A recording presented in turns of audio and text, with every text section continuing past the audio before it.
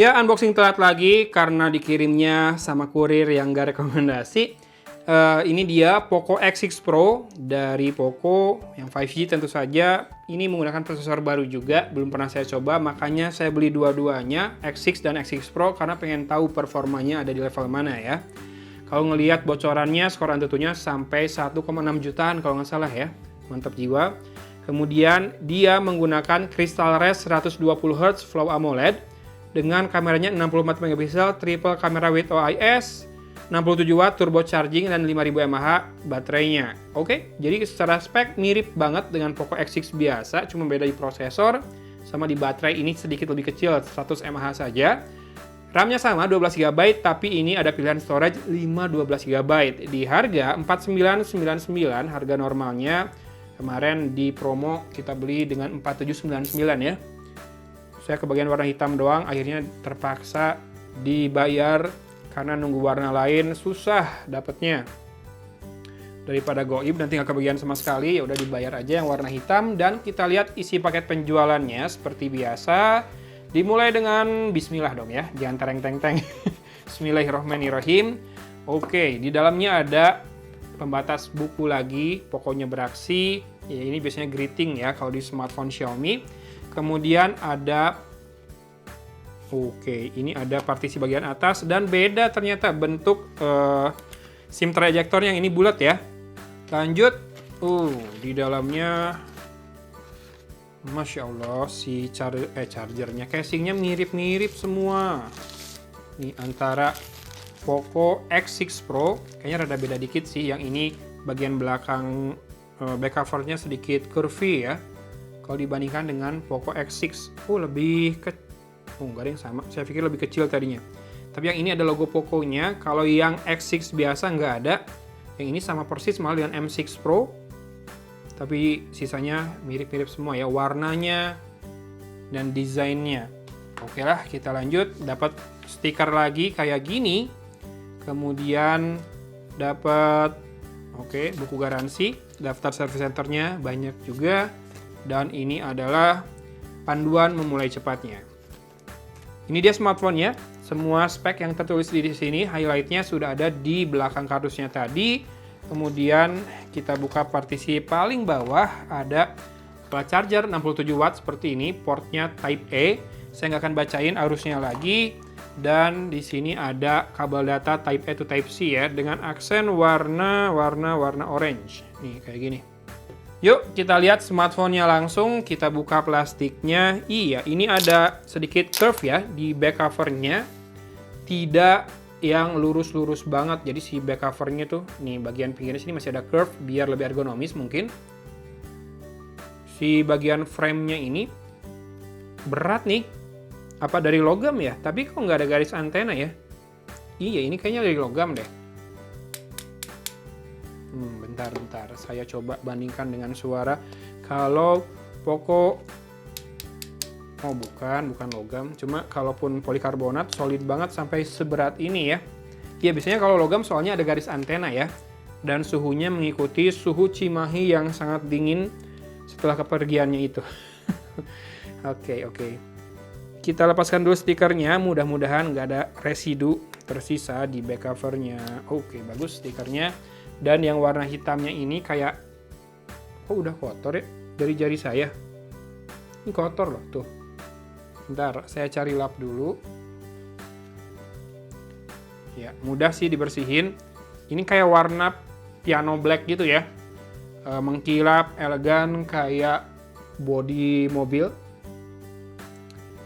Ya, ini kameranya 64 megapiksel, kamera utamanya, dan ini LED flashnya sudah 2, two-tone pula, dengan layout kamera yang menurut saya sedikit membosankan. Malah yang paling kece sekali lagi yang M6 Pro, setelah itu X6 biasa, baru X6 Pro yang desainnya paling bagus urutannya ya. Mungkin ini materialnya lebih berasa premium, back covernya ini kerasa sih kalau ini glass ya. Kemudian di sisi atas kita lihat ya, yang ini sudah nggak ada jack audio di sisi atas. Di bawah juga nggak ada, emang udah nggak ada jack audio kayaknya ya. Oke, yang Pro malah nggak ada jack audio.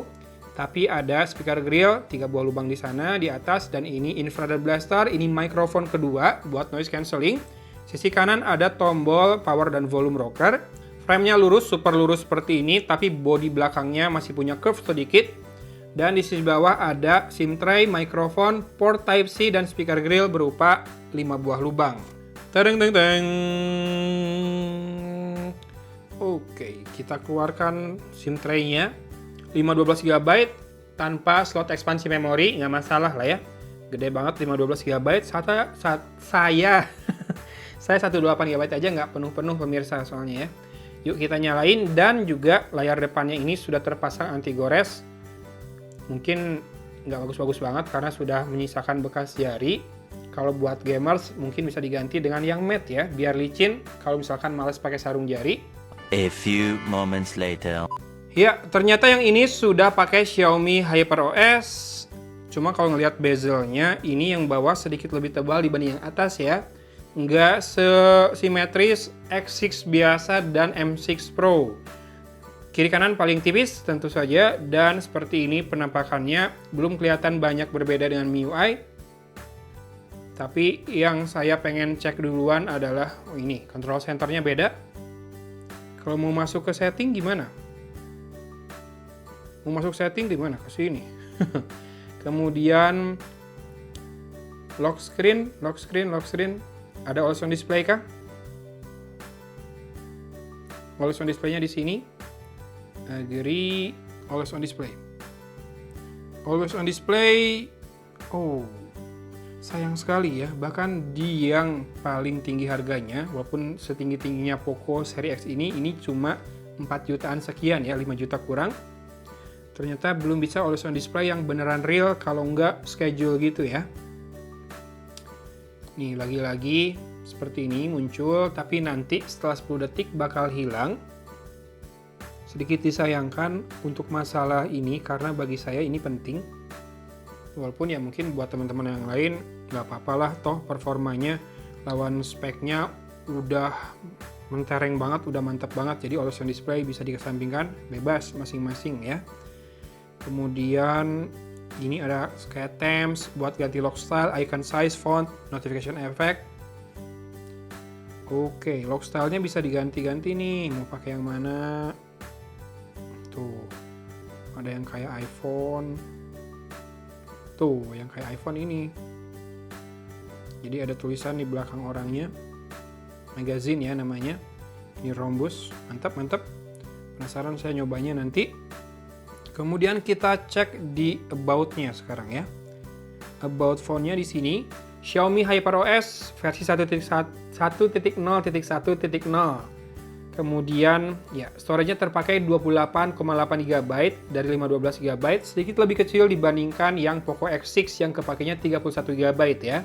Android-nya sudah Android 14 dengan security update 1 Desember 2023.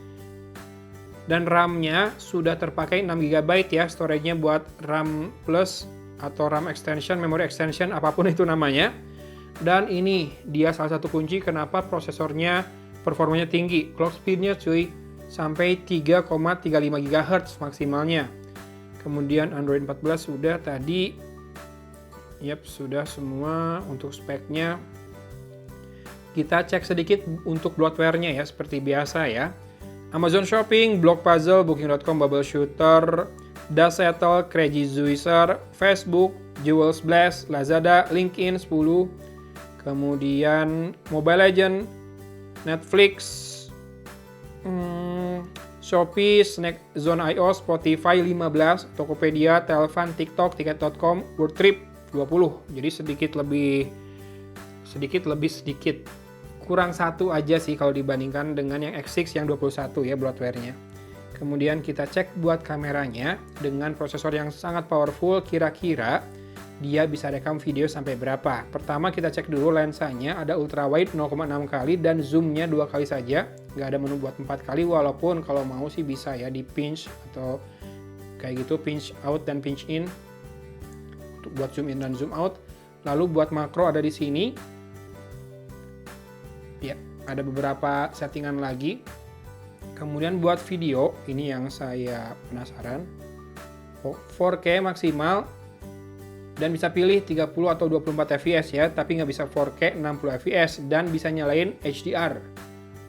Kemudian buat lensa ultra wide, oh enggak, ketika 4K dia pindah ke lensa wide lagi ya, lensa utama. Jadi ultra wide-nya hanya di Full HD 30 fps. Begitu kamu ubah settingannya, dia pindah ke lensa utama. Oke lah. Kemudian dokumen dan Pro. Pro-nya bisa buat video juga, mantap. Tapi tidak bisa buat kamera depan, sekali lagi. Dan buat lensa wide atau lensa utama, ada manual fokus, ada autofocus, dan shutter speed dari 1/4000 sampai dengan 30 detik. ISO dari 50 sampai dengan 6400. Kalau di lensa ultra wide, ISO-nya sampai 5000 saja, sedikit aja bedanya, nggak sampai 2000 kayak di X6 kemarin. Kemudian untuk shutter speed maksimal, sama 30 detik, walaupun di lensa ultra wide ya. Siapa tahu butuh buat ngambil foto malam pakai ultra wide. Ada night mode juga, bisa ultra wide, bisa kamera depan juga. Dan mode lainnya ada 64 megapiksel, panorama, short film, long exposure, time lapse, sama slow motion. Sip, ini dia Poco X6 Pro 5G menggunakan MediaTek Dimensity 8300 Ultra. Mudah-mudahan performanya mantap banget buat diajak ngegame. Saya ngegame buat ngetes lewat earphone sih biasanya ya, buat ngetes delay-nya. Ya, untuk spec-wise ini sih mantap banget, apalagi kalau ngelihat performanya ya, yang sudah saya lihat di konten-konten teman-teman yang lain. Kalau desain biasa aja menurut saya, apalagi yang warna hitam ini mudah kotor. Walaupun warna hitamnya elegan sekali kayak piano black gitu, cuma layout belakangnya saya kurang suka sih, malah lebih suka yang M6 Pro. Kemudian bezel layar malah lebih simetris yang X6 biasa dibandingkan ini.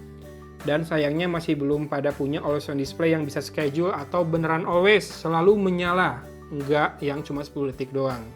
Saya belum tahu sih ini batasan dari hardware kah, takut kenapa-kenapa kalau dinyalain terus, atau memang cuma gimmick marketing aja biar kalau yang butuh itu ngambil seri lain di Xiaomi yang lebih tinggi. Gitu aja dulu unboxingnya. Hatur nuhun sudah menyimak sampai menit ini. Dari kota Cimahi, Agon pamit undur diri. Wassalamualaikum warahmatullahi wabarakatuh.